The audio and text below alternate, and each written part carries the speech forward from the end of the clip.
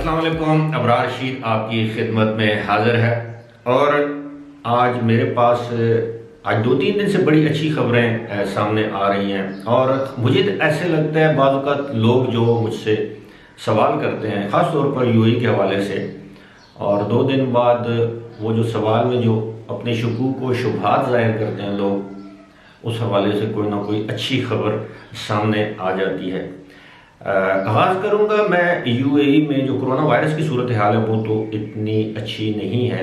गुज़श्ता 24 घंटों के दौरान भी 1161 मज़ीद अफराद में कोरोना वायरस की तस्दीक हुई और 2 अफराद की मौत वाक़ई हुई, और अब जो कुल तादाद है कोरोना वायरस के केसेस की वो 1,37,310, जबकि जहाँ भाग किया हलाक होने वाले अफराद की तादाद हो गई है 505। लेकिन जो सबसे अच्छी खबर है, अच्छी खबर ये है कि अब इस बात के इम्कानात काफ़ी तेज़ी से बढ़ रहे हैं कि इस साल के आखिर यानी दिसंबर तक यूएई में कोविड-19 यानी कोरोना वायरस की वैक्सीन जो है वो अवेलेबल होगी। गुज़श्ता रोज़ ही दुबई के हुक्मरान जो यूएई के वज़ीर आज़म और यूएई के नायब सदर भी हैं, शेख मोहम्मद बिन राशिद ने अपने आप को ये वैक्सीन लगवाई। आप ये कह लें कि महकमा सेहत के हुकाम ने दुबई के हुक्मरान को कोविड-19 की वैक्सीन लगाई, जो कि चाइना के ताउन से तैयार की गई है। इस वैक्सीन का नाम है साइनोफार्म। ये उस प्रोजेक्ट का हिस्सा है जो यूएई में जारी है चाइना के ताउन से, और अब तक इस वैक्सीनेशन के जो 3rd फेज़ का जो ट्रायल है उसमें 31,000 रज़ाकारों ने हिस्सा लिया है। और इस वैक्सीन के ट्रायल न सिर्फ यूएई में बल्कि बहरीन और उर्दन में भी किए जा रहे हैं। शेख मोहम्मद बिन राशिद के अलावा अब तक काबीना के मुतअद्दिद अफराद ने, जिनमें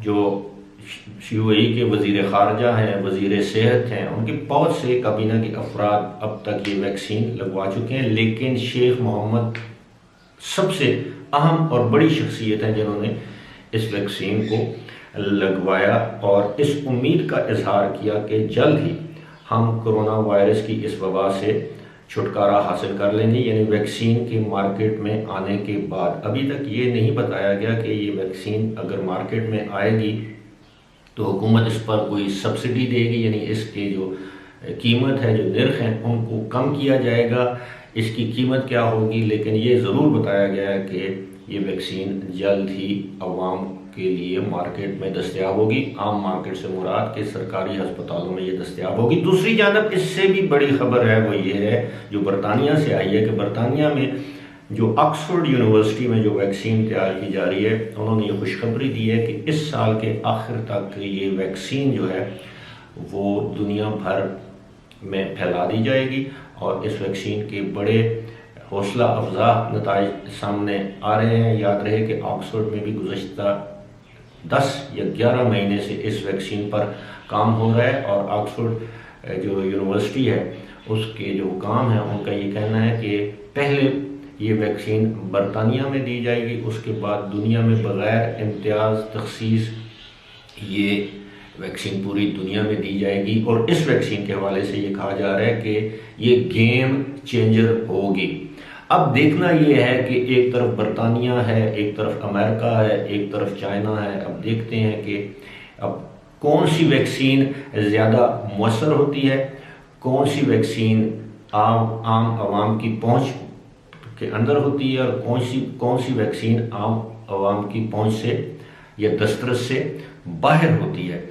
लेकिन अब जिस तरह पहले आप देखते थे, सुनते थे कि एक कंपनी ने एक मोबाइल ईजाद किया है या मार्केट में कंपनी मोबाइल लेकर आई है, तो उसके बाद 3-4 मोबाइल कंपनियों का आपस में मुकाबला शुरू हो जाता था, इश्तहारबाजी शुरू हो जाती थी। अब देखते हैं कि वैक्सीन के हवाले से जो सूरत हाल है वो कैसे सामने आती है, या किस तरह की सूरत हाल का हमें बतौर अवाम सामना करना पड़ता है।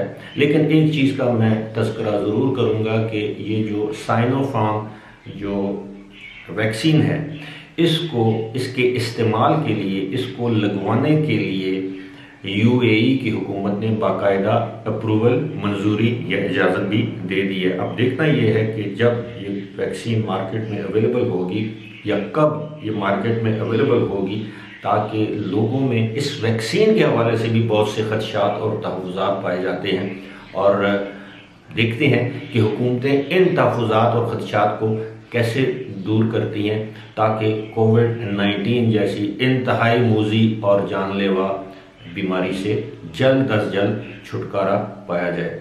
फिलहाल इसी के साथ मुझे दीजिए इजाज़त। खुदा हाफिज़।